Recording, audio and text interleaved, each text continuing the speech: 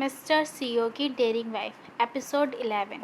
Please like comment और subscribe करना ना भूलें। लेकिन हकीकत में वह बहुत सारे काले धंधे करता था। बिजनेस की दुनिया का राजा था।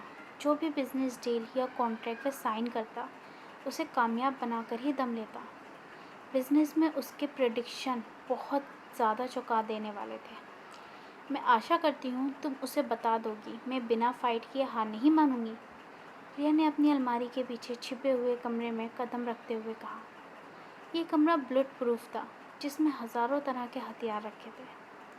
उन्हें देखकर मानो ऐसा लग रहा था जैसे किसी का खुफिया बेस हो।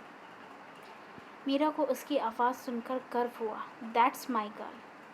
कभी मत डरना मेरे शैतान भाई से ज़्यादा वे क्या करेगा।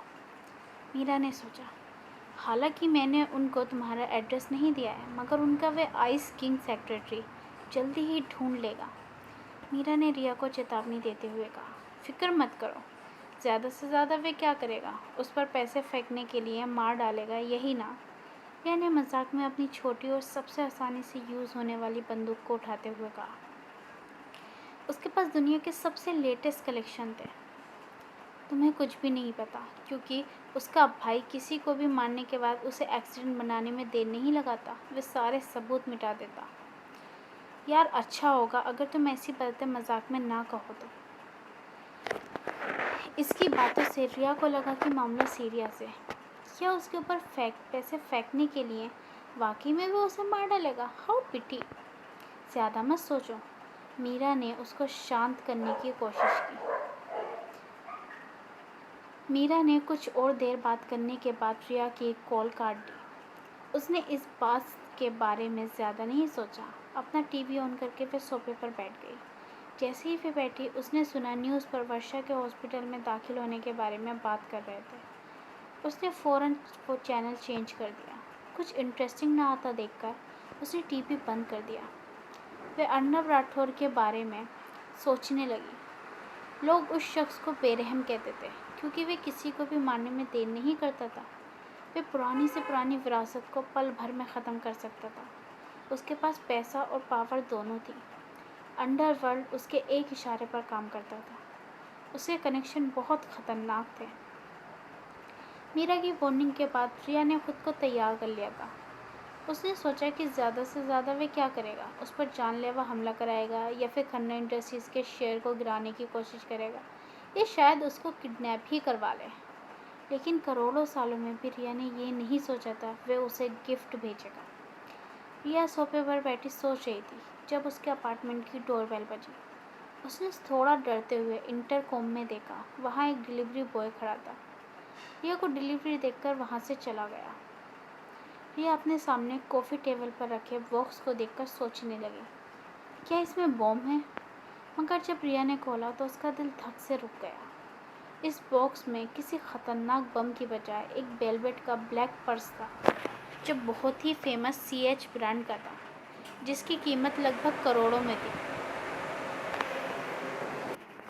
लेकिन सिर्फ पैसों से आप उसे नहीं खरीद सकते थे, क्योंकि CH कंपनी ने सिर्फ 5 ही पर्स बनाए थे इस डिज़ाइन के। यानी पूरी दुनिया में ये सिर्फ 5 ही पर्स थे जो ऐसे थे। कोई शख्स उसे इतना महंगा गिफ्ट क्यों भेजेगा। फिर सोचने लगी। फिर सोचा, कहीं अर्नब ने तो नहीं। और जैसा उसने उम्मीद की थी, भेजने वाले का एड्रेस ब्लैंक था। उसने अपना फ़ोन उठाकर मीरा को कॉल की। क्या हुआ, हमने अभी तो बात की थी, बड़ी जल्दी तुम्हें मेरी याद आने लगी। मुझे इतना मिस कर रही थी क्या।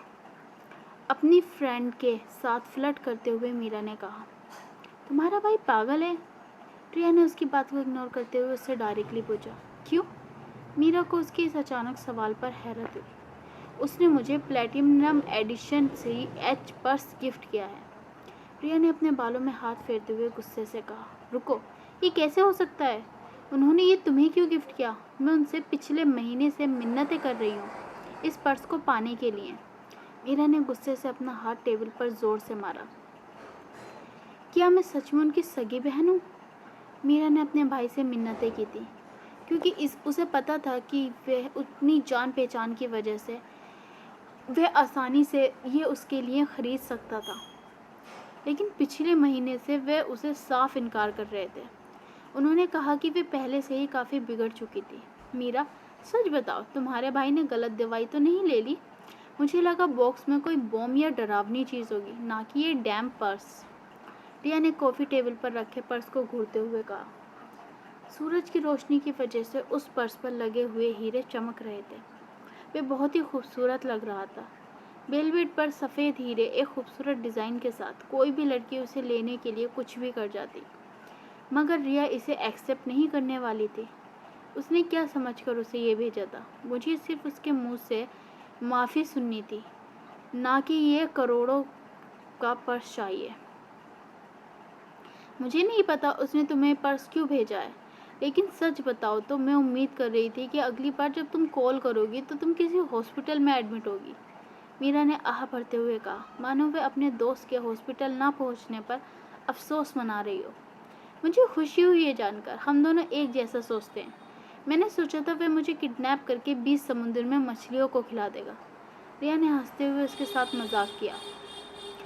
खैर, अब तुम क्या करने वाली हो? क्या तुम इसे एक्सेप्ट करोगी? अगर नहीं तो तुम मुझे बर्थडे गिफ्ट के तौर पर गिफ्ट कर सकती हो। मीरा ने खुशी से झूमते हुए कहा। रिया उसकी इस बात पर जोर से हंस पड़ी। बर्थडे गिफ्ट, और वो भी 10 महीने पहले? तुम्हें नहीं लगता कुछ ज़्यादा ही जल्दी हो जाएगा? उसने मीरा का मजाक उड़ाते हुए कहा। मीरा ने उसकी बात सुनकर अपना मुंह फुला लिया। वैसे मैं उसे रखने नहीं वाली हूँ और ना ही तुम्हें देने वाली हूँ बर्थडे गिफ्ट के तौर पर। अगर तुम्हें चाहिए तो अपने भाई से ले लेना, क्योंकि मैं उसे वापस करने वाली हूँ।